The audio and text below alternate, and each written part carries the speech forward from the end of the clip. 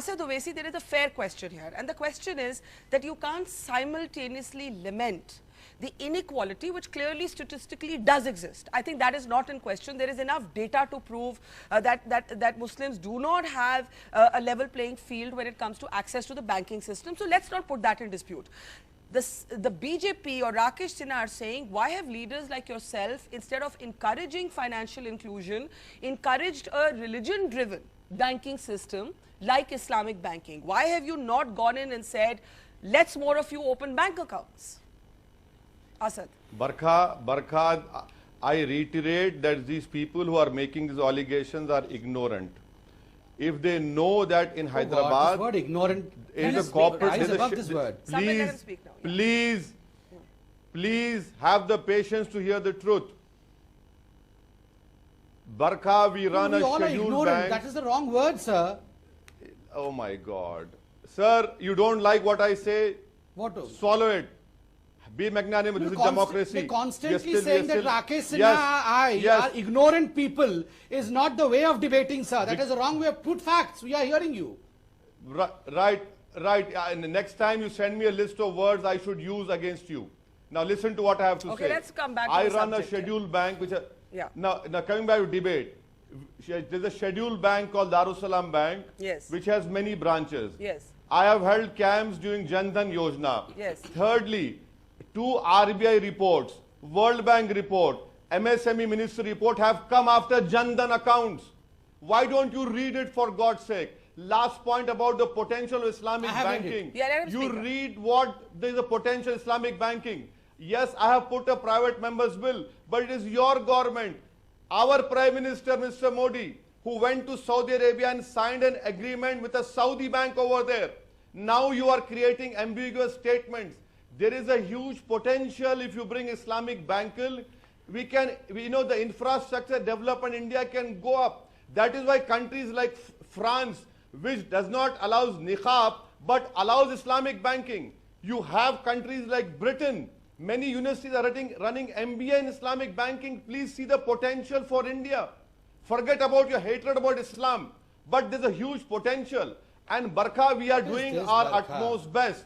But we are not in power. You are in power. You are shifting a goalpost, which is the daily habit of BJP. Isn't it contradictory? And then Rakesh Sinha and TK Oman can come in. Asad, is it not contradictory to both want a greater financial inclusion from Muslims in the regular banking system, but also want a parallel Islamic banking system? Is there not a contradiction in that position? Listen to me. Yes. No, not at all. Why not? Not at all. Why not? My interest, I'll tell you why.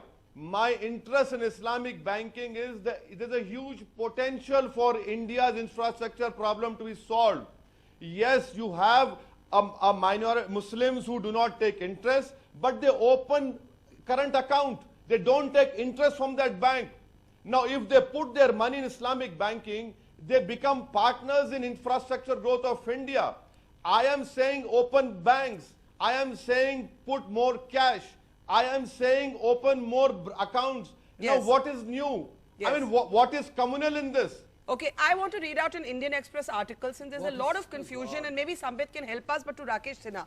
I'm quoting from Indian Express when Prime Minister Modi was in Saudi Arabia. This is the Indian Express, which says that during Prime Minister Modi's trip to Saudi Arabia, the Exim Bank and the Islamic Corporation for the Development of the Private Sector, ICD, which is an arm of the Islamic Development Bank Group, signed an agreement. The IDB later said it would open a branch in Modi's home state of Gujarat. I am quoting Indian Express.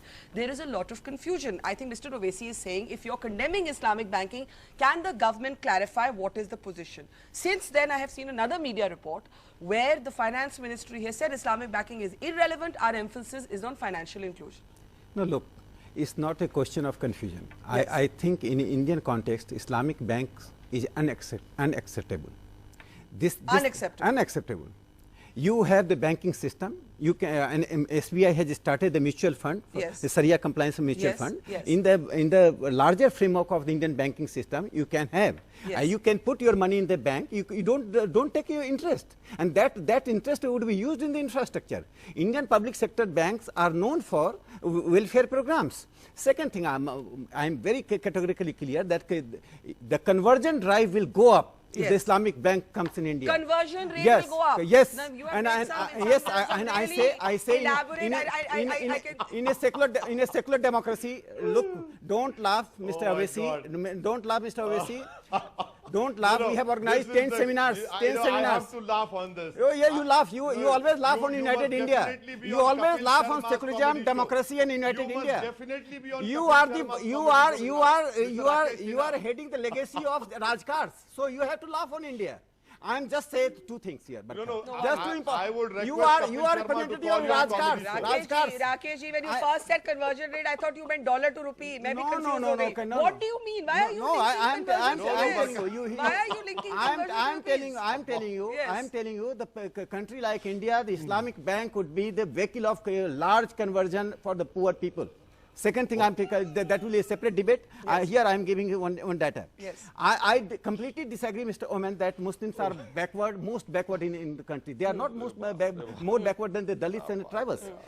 I am quoting legal news and views of Reserve Bank of India. Yes. $1.5 trillion Muslim assets in the country, 40,000 crore in Kerala only. 15%, their asset is growing by 15%. This is not the data of the Dalits. This is not the data of the tribals. So kindly don't divide on the economic issues on the communal line. But Rakesh ji, the fact that, for example, quotas exist in our country is an acknowledgement that certain castes, right, are more economically backward and socially backward than others. The fact that there are some states pushing economic-based reservation acknowledges that we are not an equal country.